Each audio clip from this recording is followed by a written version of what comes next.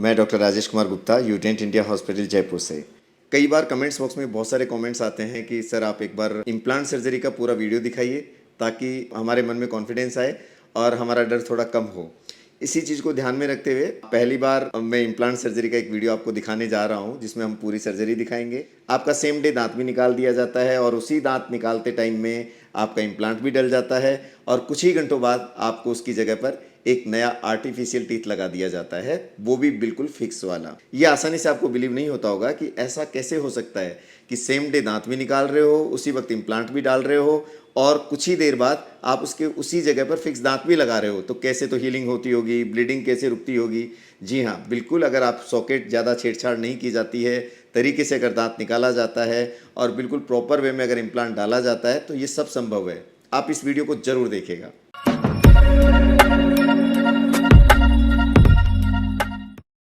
नमस्कार दोस्तों, ये विवेक है और ये कहाँ से आए हैं? कानपुर से। ये कानपुर से यहाँ जयपुर अपना डेंटल ट्रीटमेंट लेने के लिए आए हैं। इनके दो फ्रंट के दांत टूटे हुए हैं, फ्रैक्चर्ड है और बिल्कुल काले भी पड़ गए हैं और ये चाहते हैं कि इनके दांत निकले और निकलने के बाद इमीडिएट इनका आर्टिफिशियल टूथ लग जाए साथ के साथ ही, राइट? हाँ। इनके ये जो दो रूट्स हैं, जब हमने इनका स्टडी किया, इनका सीटी करवाया इस जगह का, तो हमें पहले कर देखना पड़ता है कि हम अगर इमीडिएट इनके दांत लगा रहे हैं, इमीडिएट इम्प्लांट लगा रहे हैं, तो इनके ऊपर के जबड़े में इस जगह पर हड्डी है या नहीं है, या हड्डी गल तो नहीं चुकी है। तो हमने इनके एक्सरेज कराया, इनके हड्डी है, हल्का सा ग्रेन्युलेशन टिश्यू बना हुआ है जिसको हम क्यूरेट कर देंगे, साफ कर देंगे और उसके बाद हम इनकी रूट निकालेंगे और उसी वक्त जिस समय रूट निकालेंगे तो उसी वक्त इम्प्लांट डालेंगे। उसके दो फायदे होंगे, दो बार हमें सर्जरी नहीं करनी पड़ेगी। कई बार क्या होता है कि पहले दांत निकालो, फिर एक महीने के बाद फिर दोबारा इंजेक्शन लगाओ और फिर दोबारा सर्जरी कराओ और फिर इम्प्लांट डालो। इसमें ऐसा होगा कि हम दोनों दांत निकाल देंगे, दांत निकालते इमीडिएट इम्प्लांट लगा देंगे, तो दो बार पेशेंट को सर्जिकल उसमें नहीं जाना पड़ेगा।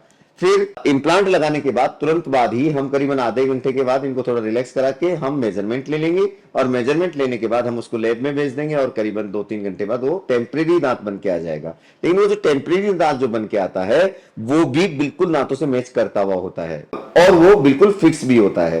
कई बार ये धारणा रहती है आम कि टेम्परेरी होगा तो खोलने जुड़ने वाला होगा, या 3 महीने के लिए जो टेम्परेरी लगाते हैं वो कहीं निकल के बाहर तो नहीं आ जाएगा। ऐसा नहीं है। वो जो टेम्परेरी दांत लगता है वो भी इम्प्लांट पर ही कसा जाता है और फिक्स होता है और उसके बाद हम 3 महीने के बाद इस टेम्परेरी दांत को हटा के उस पर परमानेंट वाला जिरकोनिया केप वाला दांत लगा देते हैं। टेम्परेरी दांत क्यों लगाया जाता है, इसके पीछे ये तर्क दिया जाता है कि अगर मान लो हमने सर्जरी करी और इम्प्लांट लगाया तो जितना बोन या मसूड़े को जितनी शेप लेनी होती है वो 3 महीने में ले लेता है। फिर हमें एक एक्चुअल शेप पता लग जाती है जो पूरी जिंदगी भर रहने वाली है। उस शेप का उसी टाइम का मेजरमेंट लेकर के और उस शेप के अकॉर्डिंग ही हम दांत तैयार करके बनाते हैं ताकि इनके मसूड़े के मार्जिन्स हैं, गम्स के मार्जिन्स हैं, वो प्रॉपर रहे, बोन उनकी प्रॉपर रहे और किसी तरह का रिसेशन, ब्लैक लाइन और ये सब चीजें नहीं दिखाई दे। इसीलिए जितने बोन में चेंजेज हो, जितने मसूड़े में चेंजेज हो, 3 महीने तक हो लेते हैं। जितना हो गया सारा, उसके बाद फिर एक नई नाप लेते हैं और नई नाप लेकर के उस पर नए दांत लगा देते हैं और वो काफी लाइफ लॉन्ग चलते हैं। तो अब हम आपकी सर्जरी करेंगे। आप तैयार हैं? डर तो नहीं लग रहा सर्जरी से? कोई डर नहीं है। हाँ, और आपको एक एक स्टेप लाइव दिखाएंगे कि सर्जरी में कितना दर्द होता है, इवन इंजेक्शन से लग करके, मेजरमेंट से लेकर के दांत लगने तक। ये विवेक है, आप जरूर देखिएगा, बहुत बिंदास हैं और एकदम हिम्मत वाले भी हैं। अकेले अकेले आए हैं या साथ में आए हैं? भाई भी है। हाँ, भाई के साथ आए हैं। आते ही आज इन्होंने दिखाया, सीटी कराया, हमने उसका पूरा जांच किया और अब हम इनको ओटी में लेके जा रहे हैं, सर्जरी करेंगे। वहां भी कैमरे लगे हुए हैं और आपको पूरा रिकॉर्ड दिखाएंगे। राइट? आप तैयार हैं अपनी सर्जरी दिखाने के लिए? तैयार है। तैयार हैं? हाँ। ताकि आपको लोग देखें और उनमें हिम्मत आए। हाँ, हम दिखा सकते हैं आपकी पूरी सर्जरी? हाँ, दिखा सकते हैं। यूट्यूब पर? हाँ, बिल्कुल, ये भी रेडी है यूट्यूब पर अपनी सर्जरी दिखाने के लिए, ताकि आप लोगों को हिम्मत आए इनको देख करके और आपको एक्चुअल पता लग सके कि क्या वास्तव में लग सकते हैं क्या दांत तुरंत। तो यही चीज हम दिखाना चाह रहे हैं। राइट? ओके, चलो चलते हैं ओटी में।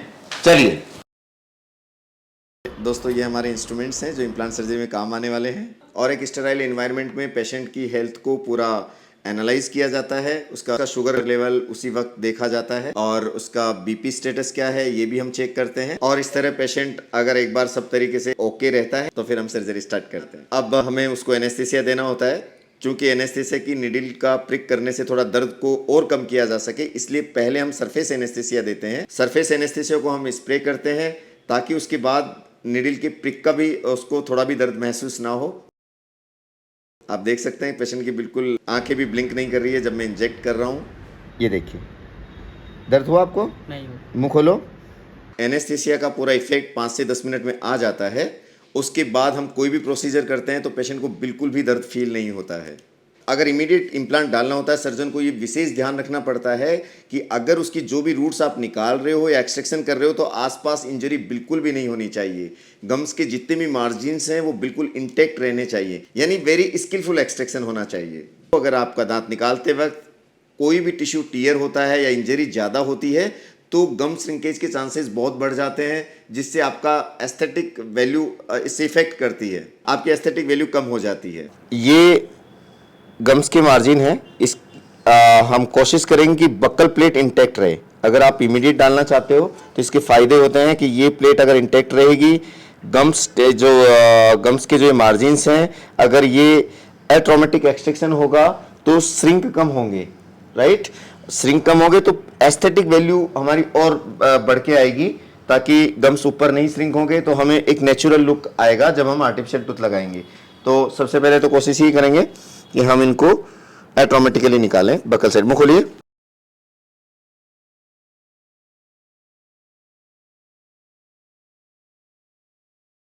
आपने ये देखा बिल्कुल एट्रोमेटिक एक्सट्रैक्शन हो गया है, किसी भी तरीके से मैंने कोई बक्कल कहीं भी टियर नहीं है। ये देखिए, ये सॉकेट आप देख रहे हैं, बिल्कुल कोई इंजरी नहीं है टिश्यूज़ को। इसलिए फर्स्ट कंडीशन है कि एट्रोमेटिक एक्सट्रैक्शन होना चाहिए अगर आप इमीडिएट इम्प्लांट प्लेसमेंट कर रहे हैं तो। और रूट पूरी निकल गई है बाहर, कहीं कोई इंजरी नहीं हुई है टिश्यूज़ को। और ये मैंने दूसरी रूट भी निकाल दी। आप दूसरी रूट निकालते वक्त भी देख सकते हैं कि बिल्कुल भी ट्रॉमा नहीं हुआ उस जगह पर, मार्जिन्स बिल्कुल क्लियर हैं। देख पा रहे हैं आप, टोटल आपका एट्रोमेटिक एक्सट्रैक्शन है, ये बिल्कुल इंटैक्ट मार्जिन्स है दोनों, राइट। अब हमें कंफर्म करना होता है कि कहीं ऐसा तो नहीं कोई रूट का पार्ट अंदर रह गया हो, या इसके लिए हम एक्सरे इमीडिएट चेयर साइड पर हम एक्सरे करते हैं, और वो चेयर साइड पर ही एक्सरे होता है ताकि हमें सामने इमीडिएट पता लग जाता है कि आपने एक्सट्रैक्शन बिल्कुल ठीक किया है। अब आप आगे इम्प्लांट प्रोसीड कर सकते हैं। अब चूंकि ये इन्फेक्टेड रूट्स होती है तो हमें कुछ ऐसे मेडिकामेंट्स यूज करने होते हैं जो हम अंदर सॉकेट के अंदर डालते हैं, ताकि सॉकेट के अंदर पुराना कोई भी इन्फेक्शन हो वो दूर हो सके, और उसको अच्छे से क्यूरेटाज करते हैं। तो कुछ मेडिकामेंट्स हैं जो मैं इसमें डाल रहे हैं हम। अब दोस्तों बारी आती है इम्प्लांट की। तो कुछ ड्रिल सिस्टम होता है, तो सबसे पहले हमें इम्प्लांट की डायरेक्शन को डिसाइड करना होता है। जो पहली ड्रिल होती है उससे हम एक्सरे करके डिसाइड कर लेते हैं कि आगे आने वाला दांत किस डायरेक्शन में बनना है। अगर वो ड्रिल गलत हो जाती है तो हमारा दांत कभी बाहर निकला हुआ बनता है, कभी अंदर निकला हुआ बनता है, या हमें प्रोस्थेटिक कॉम्प्रोमाइज़ करना पड़ता है लुक को। तो जो पहली ड्रिल होती है वो बहुत अच्छे से एक्सपीरियंस के साथ डाली जाती है और एक्सरे करके उसको कंफर्म किया जाता है। अदरवाइज हम उस ड्रिल को करेक्शन कर देते हैं, और फिर इस तरह फिर दूसरी ड्रिल्स जो इम्प्लांट जिस साइज़ का डलना होता है उतना हम ड्रिलिंग करते हैं। ड्रिलिंग प्रोसेस बहुत आसान होता है और मुश्किल से 3 से 4 मिनट या 5 मिनट में सारा ड्रिलिंग प्रोसेस हो जाता है।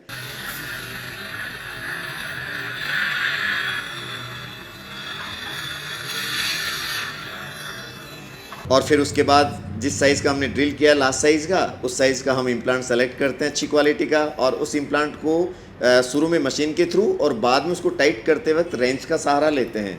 दोस्तों ये टाइट जिस लेवल पर हम ये टाइट करते हैं, टॉर्क देते हैं, वो टॉर्क बहुत इंपॉर्टेंट होती है, क्योंकि उसी टॉर्क पर हमें ये डिसाइड करना होता है कि इम्प्लांट के बाद हम इमीडिएट इसको प्रोस्थेसिस दे सकते हैं या नहीं दे सकते। क्योंकि इम्प्लांट की टॉर्क अगर अच्छी होती है तो हम इमीडिएट उसका प्रोस्थेसिस दे सकते हैं, और ये टॉर्क डिपेंड करती है आपने किस एक्यूरेसी के साथ ड्रिलिंग किया है और किस एक्यूरेसी के साथ आपने इम्प्लांट डाला है।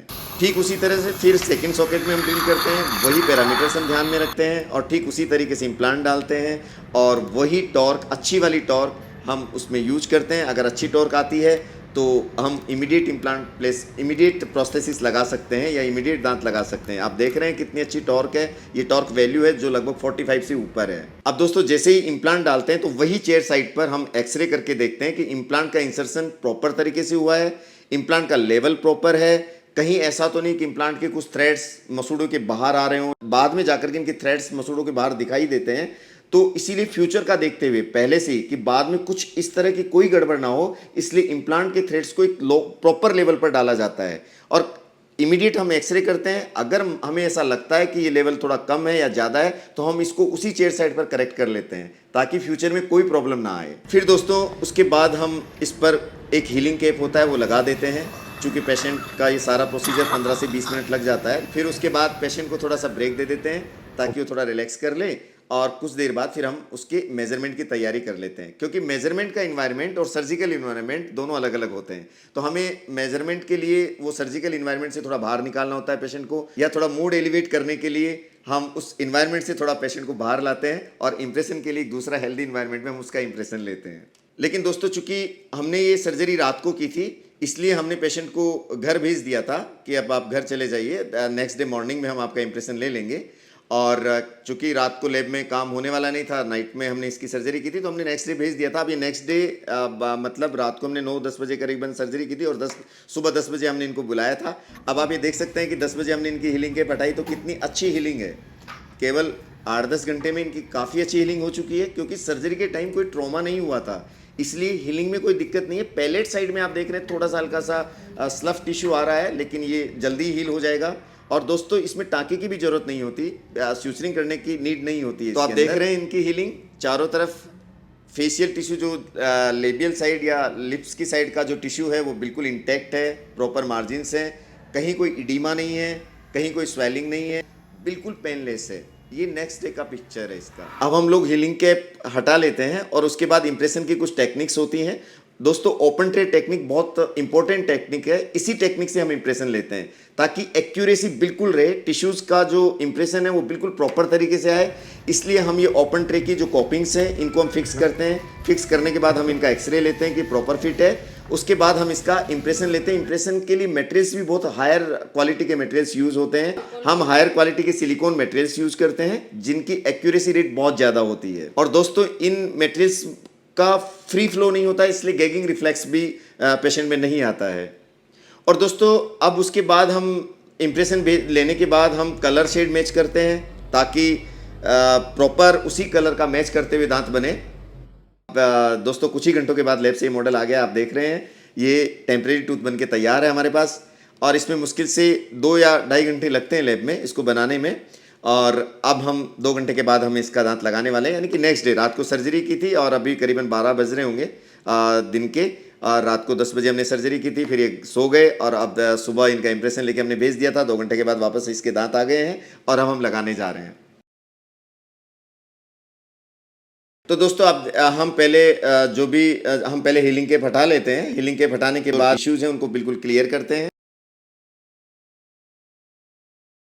दोस्तों ये अबेटमेंट है, ये पार्ट 2 है, यानी कि इम्प्लांट के बाद हम इसको स्क्रू करते हैं अबेटमेंट को। और अब ये टीथ हैं, आर्टिफिशियल टीथ, टेम्परेरी टीथ हैं, इन पर हम सीमेंट को मिक्स करके और इनको सीमेंट करते हैं उसी अबेटमेंट पर। अब ये देख रहे हैं कुछ एक्स्ट्रा सीमेंट है, इस सीमेंट को हम हटा देते हैं, फिर बिल्कुल क्लियर कर देते हैं। अब इस सब में बहुत कम टाइम लगा है, यानी कि रात को इम्प्लांट हुआ और सुबह 12 बजे 9 बजे इम्प्लांट हुआ, 12 बजे इनके टीथ तैयार हैं। और अगर ये दिन में होती सर्जरी सुबह तो रात तक इनके हम दांत लगा देते, फिक्स दांत लगा देते शाम तक। अब इनको कोई दर्द नहीं है, कोई दोबारा फॉलोअप की जरूरत नहीं है। अब 3 या 4 महीने के बाद बुलाएंगे, तब अगर कोई इनके टिश्यू श्रिंक होते हैं दोबारा मेजरमेंट लेंगे। उस टाइम पर जो टिश्यू का एनाटॉमी होगी उसके हिसाब से इनके नए दांत वापस बन जाएंगे, वही कलर शेड होगा। तो अब मैं अपने स्माइल से बहुत ही ज़्यादा खुश हूँ। एविडेंट है तो वो स्माइल है। तो अब देख रहे हैं बहुत खुश हैं, दांत के लगते ही देखने के बाद बहुत हैप्पी हैं।